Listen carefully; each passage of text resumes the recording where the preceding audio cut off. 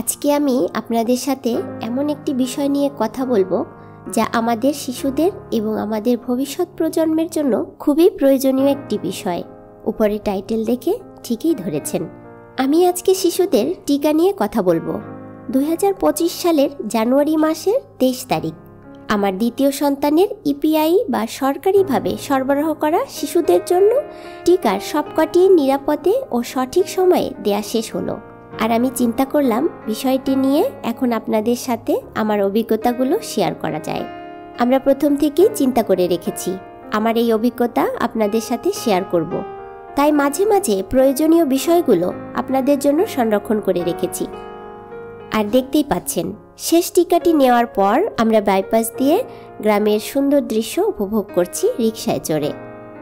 যদিও খুবই ঠান্ডা, তারপরেও বেশ উপভোগ করছি। যাই হোক, চলুন দেখি এই টিকা নিয়ে আমার কি অভিজ্ঞতা হয়েছিল, আর এ বিষয়ে আপনাদের মনের গভীরে থাকা কোনো প্রশ্নের উত্তরের খোঁজ দিতে পারি কিনা। তবে তার আগে একটু বলি যে এই টিকাগুলো যে শুধু আপনার শিশুটিকেই সুস্থ রাখতে সাহায্য করবে শুধু তাই কিন্তু নয়, এটি ওর যখন বাচ্চা হবে তখনও কিন্তু ওর বাচ্চার উপরেও প্রভাব ফেলবে।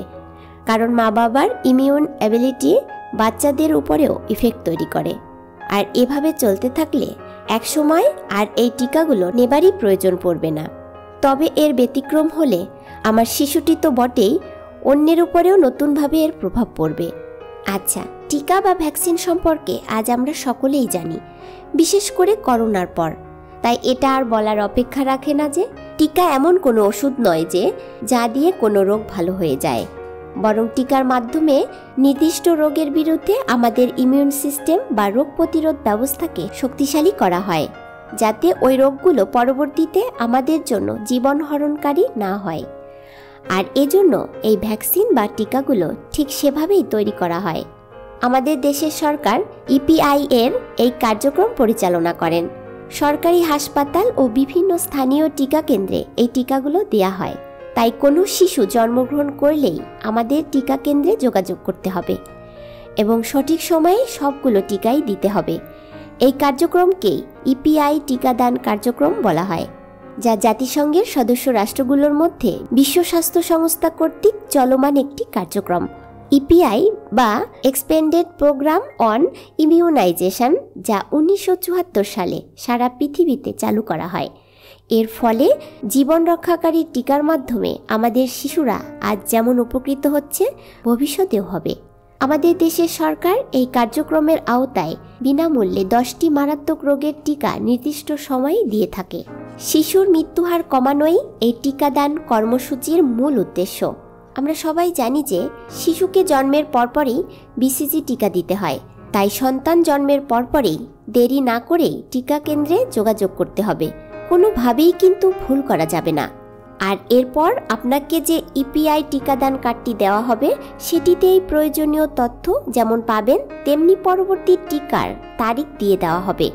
আর সময় মতো সেই সকল টিকা আপনার শিশুকে দিয়ে দিতে হবে। তবে বিসিজি বা যক্ষ্মা প্রতিরোধের টিকা দেওয়ার পরে বাম হাতে, অর্থাৎ বাম হাতে যেখানে টিকাটি প্রয়োগ করা হয় সেখানে কিন্তু ঘা হবে, আর এটিই স্বাভাবিক। সাধারণ ঘায়ের মতো সেখানে কোনো প্রকার ওষুধ, সাবান কিছুই ব্যবহার করতে হয় না। এটি আপনা আপনিই ভালো হয়ে যাবে এবং একটি দাগ তৈরি হবে। তবে এই টিকার ফলে যদি এ ধরনের কোনো পার্শ্ব প্রতিক্রিয়া না হয় বা টিকার স্থানে কোনো প্রকার দাগ না বসে, তবে অবশ্যই যেখানে টিকা দিয়েছেন সেখানে জানাতে হবে। অবশ্য এর জন্য টিকা দেওয়ার পর অবশ্যই মাসখানেক অপেক্ষা করতে হয়। তাছাড়া অন্যান্য টিকাগুলোর ক্ষেত্রে ব্যথা ও জ্বর হতে পারে। আমার বাবুর ক্ষেত্রেও বিসিজি ছাড়া অন্যান্য টিকার ক্ষেত্রে 2-1 এই ধরনের পার্শ্ব প্রতিক্রিয়াগুলো দেখা দিয়েছিল, খুবই কম এবং মৃদুভাবে। এর কারণ আমি আমার বাবুটিকে সর্বোচ্চ যত্ন করেছি ইমিউন বিল্ড আপ করার জন্য। অনেকের ক্ষেত্রে এই পার্শ্ব প্রতিক্রিয়াগুলো বেশ প্রখরভাবেই দেখা যায়। এই পার্শ্ব প্রতিক্রিয়াগুলো কম বেশি হয় শিশুর ইমিউন সিস্টেম বা রোগ প্রতিরোধ ক্ষমতা কতটা শক্তিশালী তার উপর। যাই হোক, প্রয়োজনে এই সকল প্রশ্নগুলো আপনারা টিকা কেন্দ্রের কর্মীদের বলে সবকিছু জেনে নেবেন। আসলে যে বাচ্চাগুলো পুষ্ট এবং চনমনে হয়, তাদের যে টিকার ক্ষেত্রে যতটুকু প্রতিক্রিয়া হওয়া উচিত ততটুকুই হবে। অতিমাত্রায় এসব পার্শ্ব প্রতিক্রিয়া দেখা দেয় না। তবে অতিরিক্ত পর্যায়ে কিছু হলে টিকা কেন্দ্রের স্বাস্থ্যকর্মীর সাথে যোগাযোগ করাই সবচেয়ে বুদ্ধিমানের কাজ। আমরা বাবা মা অনেক সময় না বুঝেই অতিরিক্ত ঘাবড়িয়ে যাই, তবে একটু ধৈর্য ধারণ করলে এবং এই বিষয়গুলো অভিজ্ঞ কারো কাছে শুনে নিলে তেমন কোনো সমস্যা হয় না। অনেকেই নানা প্রকার খাবারের বাছবিচার করেন, আসলে সেটা মোটেও ঠিক নয়।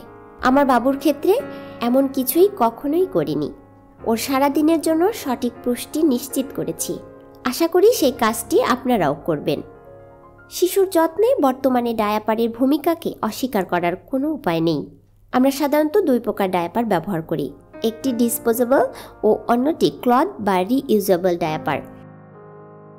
ডিসপোজেবল ডায়াপার যেহেতু একবারই ব্যবহার করা যায়, তাই এটি যেমন খরচ বৃদ্ধি করে তেমনি পরিবেশেরও ক্ষতি করে থাকে। আর ক্লথ ডায়াপার এই দুইটি হতে আমাদের রক্ষা করতে পারে, তবে এটিরও বেশ কিছু সমস্যা রয়েছে। তাছাড়া এর সঠিক ব্যবহার না জানার কারণেও আমাদের সমস্যায় পড়তে হয়। এই ক্লথ ডায়াপার সম্পর্কে জানতে নিচের ভিডিওটি দেখতে পারেন। আর এ ধরনের নানা উপকারী টিপস, গাছের যত্ন, ভেষজ উদ্ভিদ, পুষ্টিকর খাবার ও জীবন ব্যবস্থা, হাতের কাজ ও আমাদের নানা অভিজ্ঞতা নিয়ে সাজানো আমার এই রিপাস এরা চ্যানেল, এই সকল বিষয় একসাথে দেখতে আমার সাথেই থাকুন।